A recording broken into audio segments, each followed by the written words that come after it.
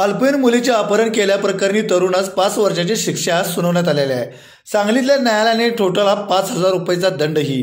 अल्पवयीन मुलीचे अपहरण केल्याप्रकरणी यशवंतसिंग राजाराम मरकाम याला 5 वर्षाची शिक्षा सांगलीतील न्यायालयाने ठोठावलेली आहे। त्याचबरोबर 5,000 रुपयाचा दंडही ठोठावलेला आहे। दंड न भरल्यास 6 महिने सश्रम कैद सुनावण्यात आली आहे। प्रथम जिल्हा व सत्र न्यायाधीश PK शर्मा यांनी हा निकाल दिला आहे। भारतीय दंडविधान कलम 363 नुसार मरकाम याला दोषी ठरवण्यात आले। दंडाची 5,000 रुपयाची रक्कम पीडित मुलीला नुकसान भरपाई म्हणून देण्याचे आदेशही न्यायालयाने दिलेले आहेत।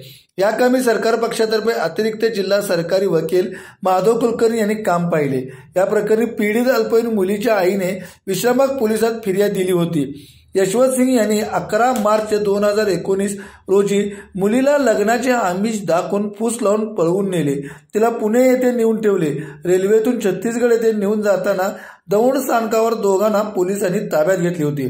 पोलीस उपनिरीक्षक SC पाटील यांनी याचा तपास केला। मुलीच्या आईवडिलांचा लोहमार्ग पोलीस दत्तात्रय खोत यांचा जबाब नोंदविला। या खटल्यात पोलीस निरीक्षक संजय मोरे, कर्मचारी सनी मोहिते, IM महालकरी, शरद राडे, सुनीता आवळे यांनी मदत केली। Bureau report SBN Marathi, Sangli.